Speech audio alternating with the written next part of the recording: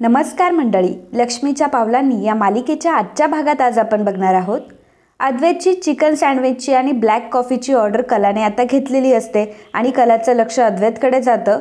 तर कला लगेचच तिथून पळ काढते, परंतु तिथून जात असताना ती तिथे धडपडते. आवाज होतो त्यामुळे अद्वैत तिच्याकडे बघतो आणि कलाही त्याच्याकडे बघते.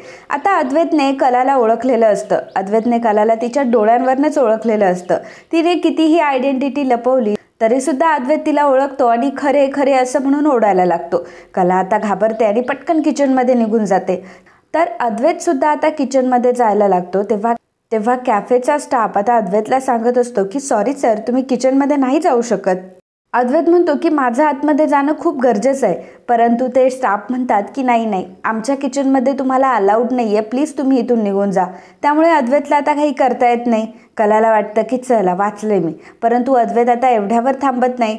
अद्वैत त्या कॅफेच्या मालकाला जाऊन भेटतो आणि त्याला म्हणत असतो की आता जी मुलगी इथून गेली, मला तिच्याबद्दल इन्फॉर्मेशन हवी आहे. तर कॅफेचा मालक म्हणत असतो की सॉरी सर, आम्ही आमच्या कुठल्याही वेट्रेसबद्दल किंवा आमच्या कुठल्याही कॅफेच्या स्टाफबद्दल आम्ही तुम्हाला पर्सनल इन्फॉर्मेशन नाही देऊ शकत. अद्वैत म्हणतो की हे बघा, मला त्या इन्फॉर्मेशनचा काही वाईट उपयोग नाही करायचा आहे, परंतु प्लीज तुम्ही मला सांगा की ती मुलगी कोण होती. परंतु कॅफेचे मालक म्हणतात की नाही सर, आम्ही याच गोष्टीसाठी नावाजलो जातो, आम्ही तुम्हाला आमच्या स्टाफची पर्सनल इन्फॉर्मेशन नाही देऊ शकत. तुम्हाला वाटत असेल तर तुम्ही बाहेर जाऊन तिच्याशी बोला, परंतु इथे मात्र तसं अलाउड नाही आहे. कॅफेचे मालक अद्वैतला सांगतात की प्लीज तुम्ही आता सीटवर जाऊन बसा. कलाचा आता कुठेतरी जीव भांड्यात पडलेला असतो. बरं, अद्वैत आता त्यावरही थांबत नाही. अद्वैत लगेचच मिस्टर दिवेकर यांना कॉल लावतो आणि म्हणत असतो की मिस्टर दिवेकर, तुम्ही अजून आला नाहीत ना, प्लीज तुम्ही तिथेच थांबा, तुम्ही आज काही येऊ नका. मला जरा सध्या एक इमर्जन्सी आहे, आपण आपली मीटिंग पोस्टपोन करूयात. अद्वैत त्यांना सॉरी बोलून फोन ठेवतो आणि मनात विचार करू लागतो की जर मला त्या अतिआगाऊला पकडायचं असेल तर मला लवकरात लवकर घरी जावं लागेल, आणि ती जर घरी नसेल तर इथं असलेली मुलगी डेफिनेटली तीच असणार. कलाने हे सगळं ऐकलेलं असतं. कला विचार करते की याने मीटिंग कॅन्सल केली, याचा अर्थ नक्कीच हा आता घरी जाणार, आणि जर हा घरी गेला आणि जर घरी मी नसेल तर याची मात्र खात्री पटेल की मी कॅफेमध्येच होते म्हणून. मला आता काहीही करून घरी लवकर गेलं पाहिजे. कला आता त्या कॅफेच्या मालकांकडे येते आणि त्यांना म्हणत असते की आजचं टार्गेट मी कंप्लीट केलंय सर, म्हणजे माझ्या बहिणीचं जे काही काम होतं ते आज पूर्ण झालंय. तुम्ही प्लीज आत्ता मला पुढचे पैसे द्याल ना. तेव्हा मालक म्हणतात की हो. कला सांगते की प्लीज आता मला घाई आहे, परंतु तुम्ही काजल खरे हिच्या पत्त्यावर पैसे पाठवाल का. मालक हो म्हणतात. तर कला त्यांना थँक्यू बोलून आता तिथून निघते. तर ऑफिसमध्ये रोहिणी आणि सरोज आलेल्या असतात. परंतु सर्वजण सरोजलाच भाव देत असतात. रोहिणी बिचारी मागेच पडलेली असते. एम्प्लॉई सरोजला वेलकम करत असतात. सानिका सुद्धा सरोजला म्हणते की मॅम, आज तुम्ही खूप दिवसानंतर आले आणि खूप छान वाटलं तुम्हाला बघून. सरोज थँक्यू म्हणते. सरोज सांगते की अगं, बँगलोरला काम होतं ना आणि आपल्याच कामासाठी गेले होते. तेवढ्यातच आता तिथे पिऊन येतो आणि तो म्हणत असतो की मॅम, तुम्हाला चहा हवाय का कॉफी हवी आहे. तेव्हा सरोज सांगते की चहा आण, परंतु 2 आण, कारण रोहिणी सुद्धा तिथे असते आणि रोहिणीचं कोणावर लक्षच जात नसतं. परंतु रोहिणी म्हणते की पण मला ज्यूस हवाय. सरोज सांगते की ठीक आहे, जा एक चहा आणि एक ज्यूस घेऊन ये. सरोज आता तिथून निघून केबिनमध्ये गेलेली असते. रोहिणी विचार करत असते की नक्की हे काय सुरू आहे, म्हणजे आम्ही दोघीही चांदेकर आहोत. इनफॅक्ट मी चांदेकरांची मुलगी आहे.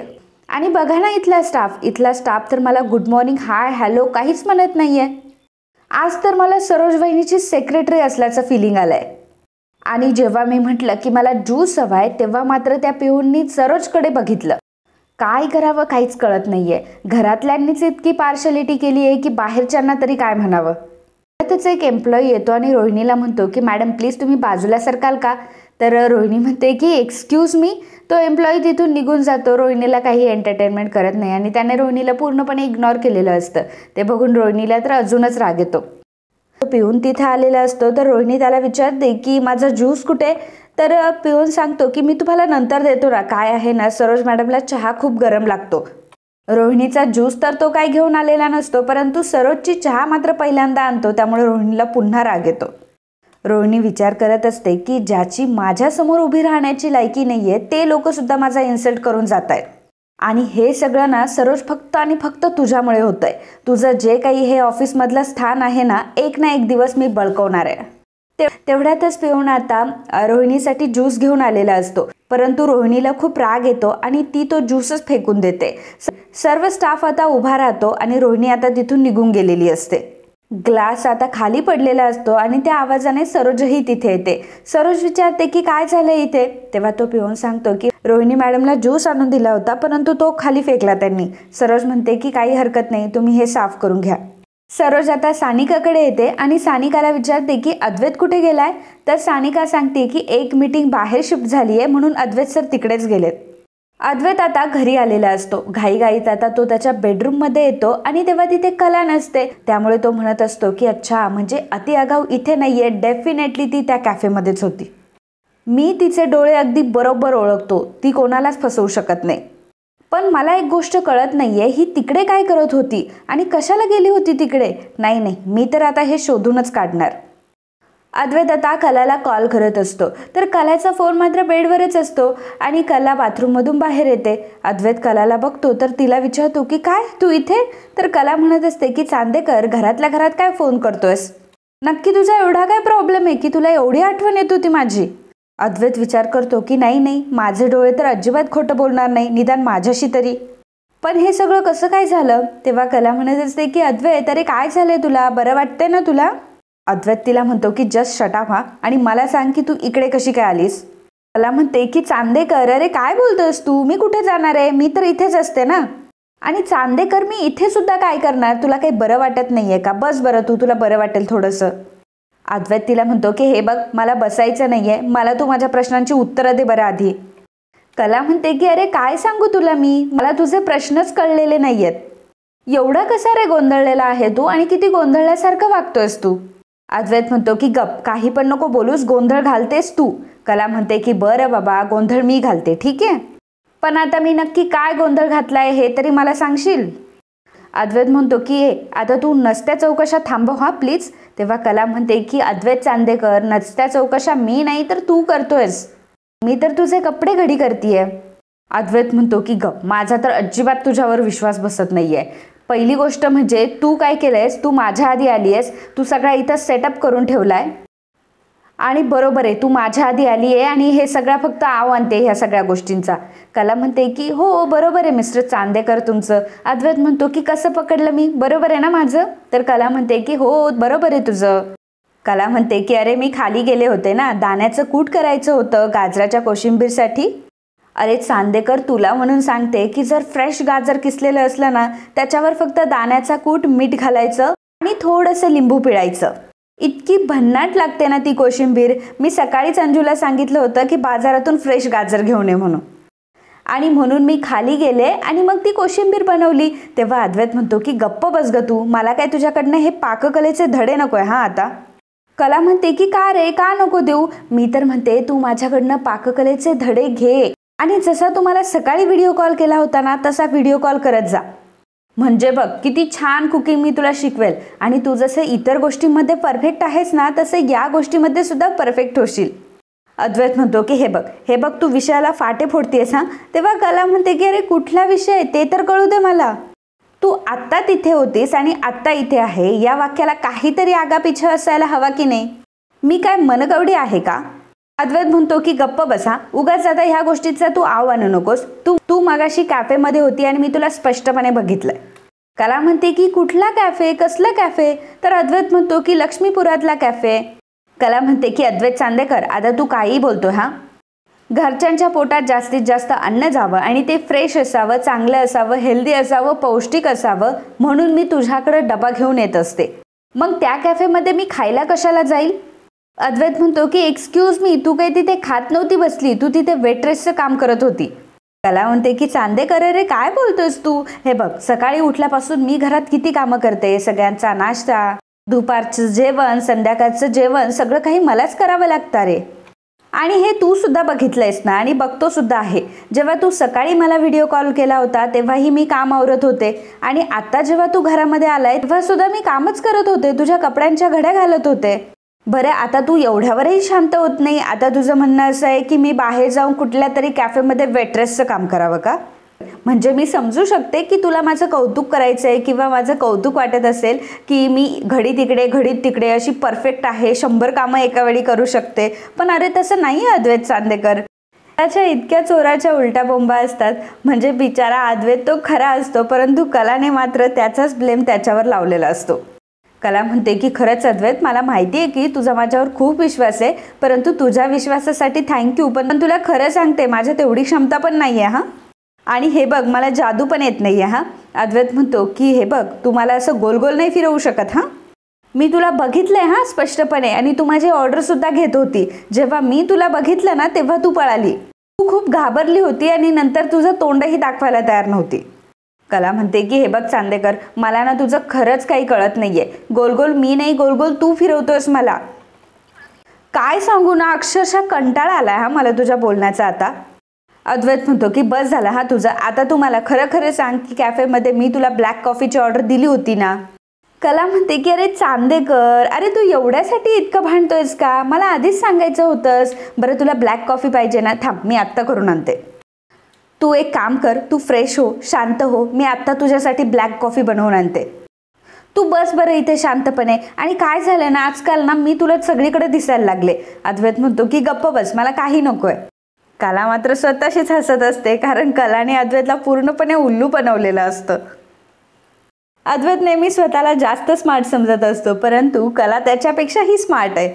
जर कलाने ठरवलं तर ती अद्वैतपेक्षा सुद्धा स्मार्टगिरी करू शकते. आता अद्वैतच खूप पेचात पडलेला असतो की सगळं काय चाललंय हे. मग ही जर कॅफेमध्ये नव्हती, ही जर इथे काम करत होती, तर ती कॅफेमध्ये असणारी मुलगी कोण होती? आता ही अति आगाऊ काय मला सगळीकडेच दिसायला लागली की काय? का मात्र स्वतःशीच हसत असते. अद्वैतला स्वतःलाच असं वाटायला लागतं की मीच काहीतरी चूक केली आहे किंवा मलाच आता खरे सगळीकडे दिसायला लागली आहे, कारण कलाने तसं वातावरणच निर्माण करून दिलेलं असतं. कला आता जिन्यावरनं खाली येत असते आणि विचार करत असते की बापरे, सुटले बाबा चांदेकरच्या तावडीतून. आता जर त्याने खोल विचार केला असता ना आणि त्याच्या जर मी तावडीत सापडले असते ना, आज माझं काहीच खरं नव्हतं. काय माणूस आहे हा. आता नुसती याला शंका आली म्हणून हा एवढा बोलतोय. आणि याला जर खरंच कळलं की मी काय काय करते, तर हा तर मला फाडूनच खाईल डायरेक्टली. जेव्हा कला ही जिन्यावरनं खाली येत असते तेव्हा रजनी ही भाजी निवडत असते, परंतु भाजी निवडण्यावर तिचं अजिबातही लक्ष नसतं. ती कुठल्या तरी विचारामध्ये असते. कला तिथे येते आणि म्हणते की रजनी मॅडम, काय झालंय? तुम्ही कसल्या तरी विचारात दिसताय. सगळं काही ठीक आहे ना? तेव्हा रजनी म्हणते की हो, सगळं काही ठीक आहे. म्हणजे नाहीये पण सगळं काही ठीक. कला विचारते की काय झालं रजनी मॅडम? रजनी म्हणते की कला बस ना, मला ना तुझ्याशी जरा बोलायचंय, प्लीज बसते का? कला आता रजनी मॅडम समोर बसते. रजनी म्हणते की मला अगं सोहमबद्दल खूप काळजी वाटते, तू प्लीज त्याच्याशी बोलशील का एकदा? कला म्हणते की हो, मी नक्की बोलेल, परंतु बोलायचं कशाबद्दल आहे? रजनी म्हणते की कला, तू आल्यापासून एक गोष्ट बघतच असशील की सोहम म्हणजे एकदम शांत आणि गुणी मुलगा आहे. बऱ्याच वेळा तो कोणाच्या अध्यात सुद्धा नसतो. तो भला आणि त्याचं काम भलं असतं. आणि पेंटिंग करताना तर तो एकदम हरवूनच जातो. रजनी म्हणते की पण आजकाल अगं तो खूप वेगळा वागायला लागलाय, म्हणजे विचित्र वागायला लागलाय अगदी. म्हणजे ना कधीतरी काहीतरी विचारातच दिसतो, कधीतरी खूपच चिडतो. मला तर त्याच्या वागण्याचाच अंदाज येत नाहीये सध्या.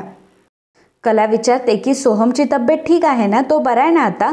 तेव्हा रजनी म्हणते की नाही ग, त्याची तब्येत ठीक आहे. मला तर असं वाटतंय की तो कोणाच्या प्रेमात वगैरे पडला नसेल ना.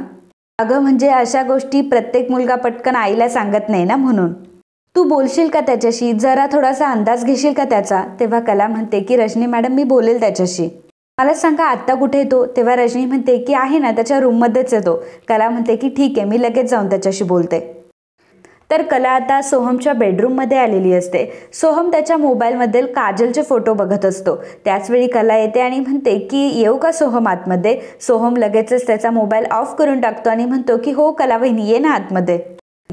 कला आता सोहम जवळ येऊन बसते आणि म्हणत असते की काय रे सोहम, आज तू घरीच आहेस, तुला काही काम नाहीये का?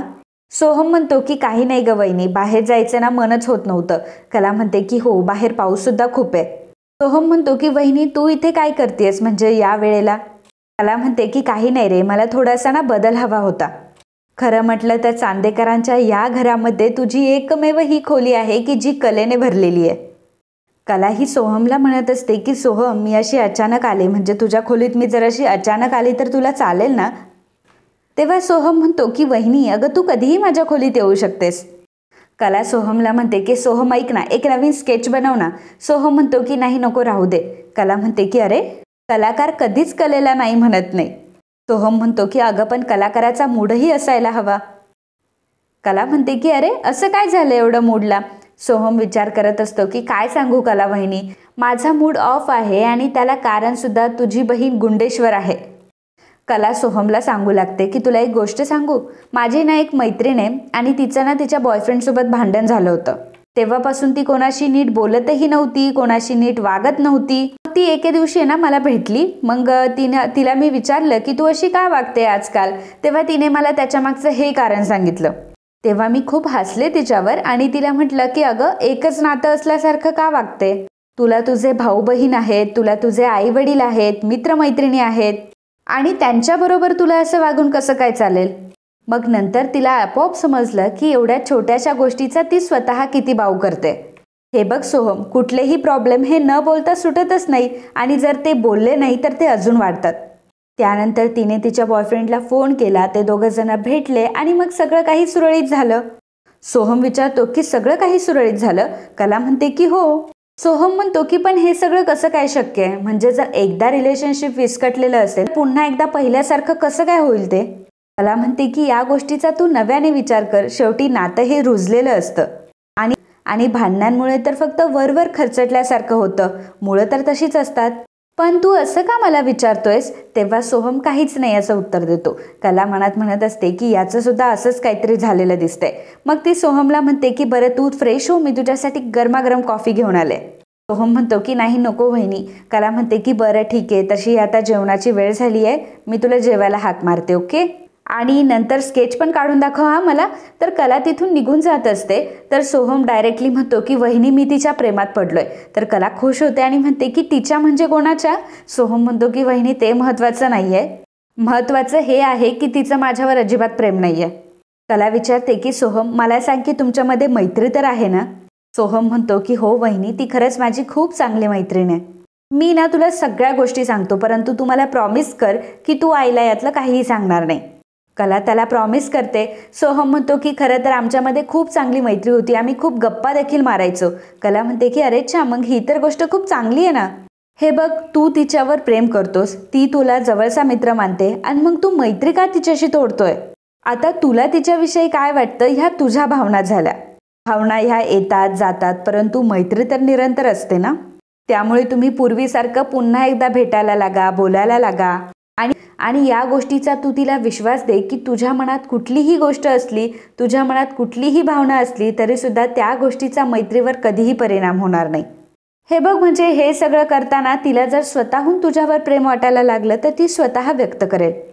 आणि समजा तसं नाही झालं तर तुझ्याही एक गोष्ट लक्षात येईल की तुमच्यामध्ये मैत्रीच्या पलीकडे कुठलं नातं निर्माण नाही होऊ शकत.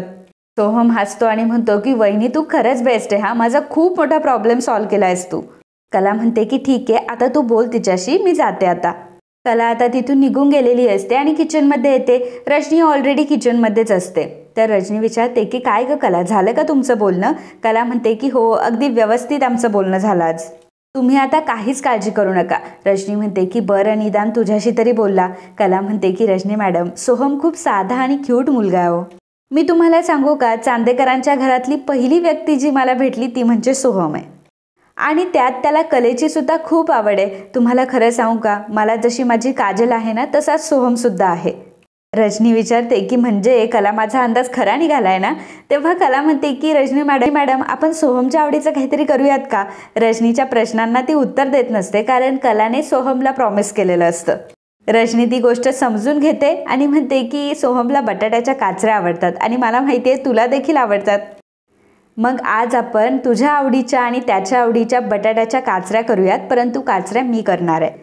रजनी कलाला म्हणते की कसं आहे ना कला, चांदेकरांचं घर हे कितीही संपन्न असलं ना, परंतु शेवटी या घरामध्ये मुलगी नाही आहे आणि कितीही काही म्हटलं ना तर घरामध्ये मुलगी असणं म्हणजे चैतन्य असल्यासारखं आहे.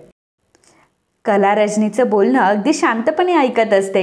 रजनी कलाला थँक्यू म्हणते. तर कला विचारते की आता मला का थँक्यू म्हणताय.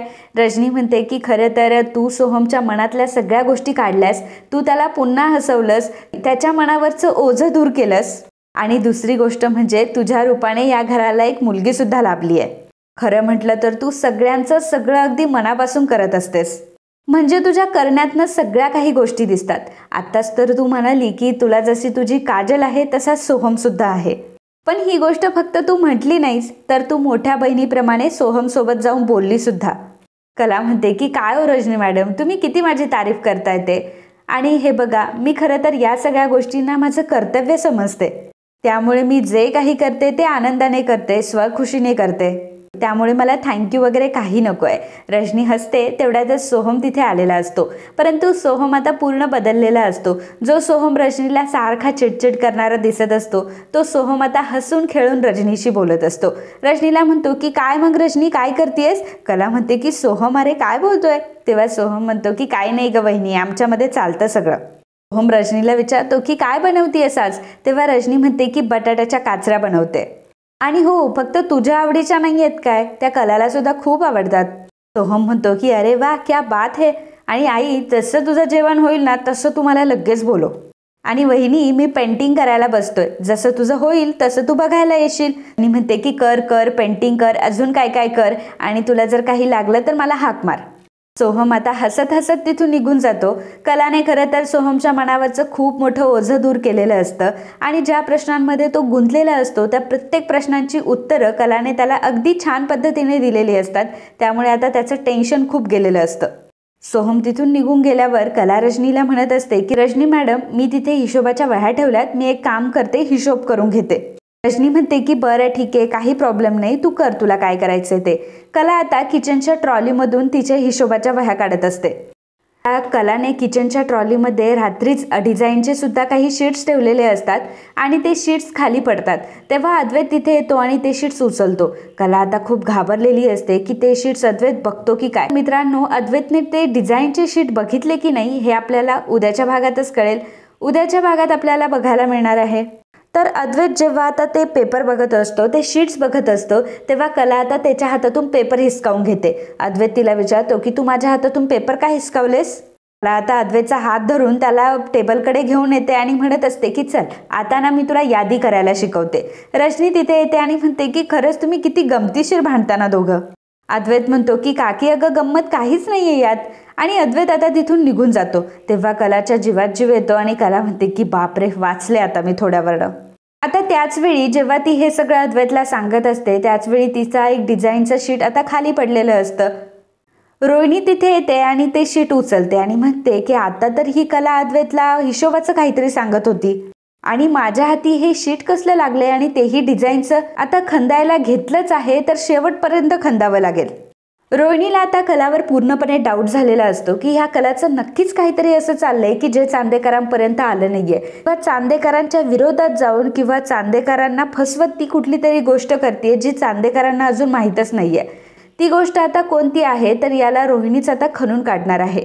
तर मित्रांनो, आजच्या या व्हिडिओबद्दल तुमचं काय मत आहे हे आम्हाला नक्की कळवा. And if you like my video, please do subscribe, share and comment. Thank you.